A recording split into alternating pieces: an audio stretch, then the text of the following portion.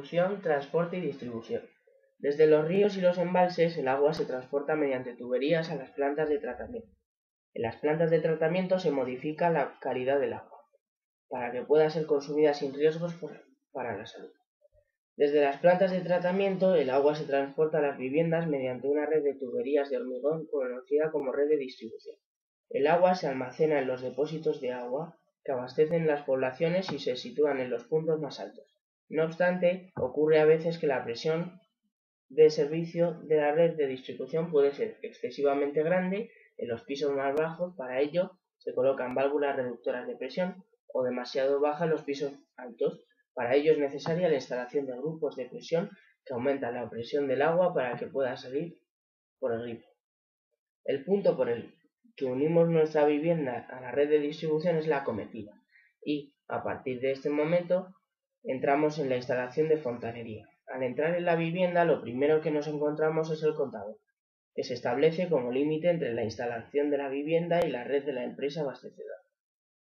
Este elemento es el encargado de contabilizar el caudal que se consume en la vivienda y siempre debe estar protegido y ser accesible a los operarios de la empresa que nos abastece. Junto a él se encuentra la llave de paso general, y de ahí se realizan las derivaciones que recorren las distintas dependencias de la casa. Para independizar el suministro de agua se colocan llaves de paso a la entrada de cada cuarto de baño, cocina y todos los cuartos que utilicen el agua. La instalación de fontanería de una vivienda consta de dos redes independientes, agua fría y agua caliente. La producción de agua caliente puede realizarse individualmente para cada vivienda o de forma centralizada para todo el edificio. La producción de agua caliente de forma individualizada para la vivienda se realiza mediante la instalación de una caldera. El agua pasa por una tubería de la red de agua fría hasta la caldera. Allí, el agua se calienta y se dirige a los grifos por una tubería distinta a la del agua fría. Cuando el agua se va por el desagüe, entra en la red de saneamiento, que es el conjunto de tuberías y desagües que garantiza la evacuación de las aguas, alejándolas de las viviendas, y que impide el paso de los malos olores al interior de los edificios. Para evitar el paso de los malos olores al interior de la vivienda, además de verificar el sellado de todas las juntas, se colocan sifones, que son dispositivos que utilizan la propia agua de la instalación como barrera de estos olores. El bote sifónico del cuarto de baño cumple la misma función, además de servir al colector de las diversas cañerías, lavabo, bañera y billar. Esta agua baja por las bajantes mediante tuberías de PVC, que desembocan en la arqueta sifónica, que está conectada a los pozos de registro del alcantarillado. Desde ahí se dirigen a las estaciones depuradoras, donde son tratadas para que los ríos y los mares las reciban sin efectos negativos. Este sería un esquema del camino que recorre el agua. Primero sale del río y se dirige por las tuberías a las plantas de tratamiento, donde se modifica la calidad del agua para que pueda ser consumida por las personas. El agua se almacena en depósitos que abastecen a las poblaciones y se sitúan en los puntos más altos. Después se dirigen por la red de distribución a la vivienda, y es en la vivienda donde comienza la instalación de fontanería. Dentro de la vivienda nos encontramos los contadores, la llave de paso general, y desde ahí se dirigen las derivaciones con llaves de paso para cada casa y una caldera en cada casa. Después de la vivienda baja por la bajante hacia las arquetas sifónicas.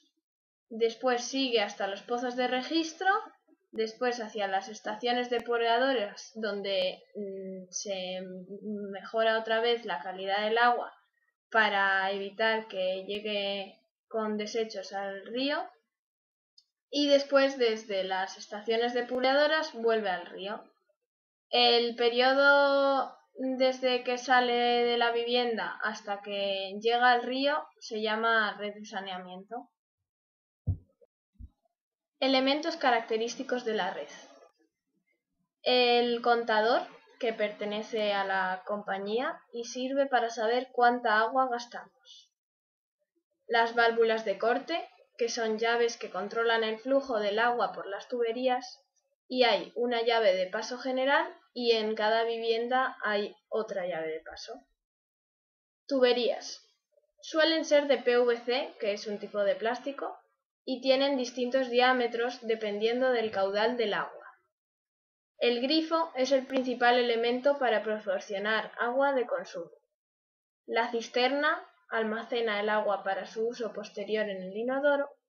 El sifón impide que los malos olores provenientes de la red de saneamiento entren en la vivienda.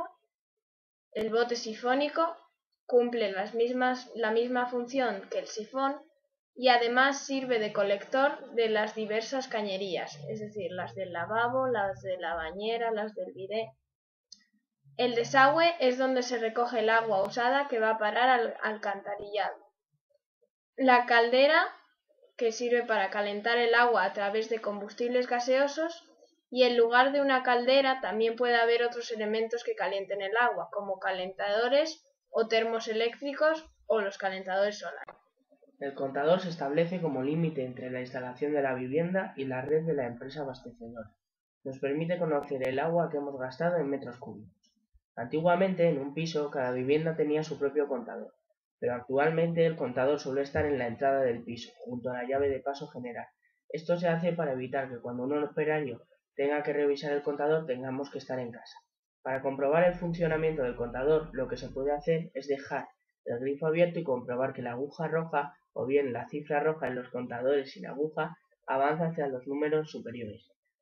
Por ejemplo, si con el grifo cerrado el contador marca el número 73, cuando se dé paso al agua debe aumentar a 74 y así sucesivamente. Hay contadores electrónicos y contadores con aguja. Esto sería un recibo del agua. Las distintas cosas por las que nos cobran son el consumo, que es el agua que gastamos, las cuotas del servicio al canal de Isabel II, que como veis es un poco menos de lo que gastamos, son 9,46 euros. Luego hay un impuesto por el servicio y los distintos tipos de IVA, que está el IVA reducido y el IVA general. Las principales averías en las instalaciones de agua son falta de caudal, que se produce debido a la obstrucción de las tuberías, filtros o grifos. Pueden estar obstruidos por elementos extraños que se encuentran en las mallas y los pasos estrechos. En ese caso habría que desmontar y limpiar los filtros, pero también pueden estar obstruidas por depósitos de cal que pueden llegar a taponar las tuberías o a disminuir el caudal. Fugas y roturas. Provocan manchas de humedad en las paredes y techos. Pueden aparecer debido a fallos en las uniones o soldaduras, al doblado excesivo de los tubos en las juntas o a perforaciones de los tubos producidas por la corrosión. Las fugas se detectan por el ruido producido al salir del agua por la abertura. Además, actualmente se obliga a que las tuberías vayan por encima de la vivienda y no por el suelo, pues en caso de fuga se produciría en la propia vivienda y no en la del vecino. Corrosión y calcificación. Son los procesos que pueden destruir o taponar las tuberías. La corrosión afecta a los metales de forma diferente. La corrosión del acero es más fácil, aunque el recubrimiento de zinc sobre el acero reduce la corrosión de este. El cobre ha acabado por sustituir al acero, pues es el material de construcción que más se recomienda utilizar en las instalaciones del agua. Es un metal más resistente a la corrosión que el acero en áreas donde predominan las aguas de menor dureza, es decir, con un contenido más alto de cloruros y sulfatos. La calcificación es un proceso por el que se deposita el carbonato cálcico disuelto en el agua sobre las paredes interiores de las tuberías. Para tratar los problemas generados por la cal, se puede mejorar el agua mediante aparatos descalcificadores o disolviendo periódicamente la cal mediante un líquido ácido.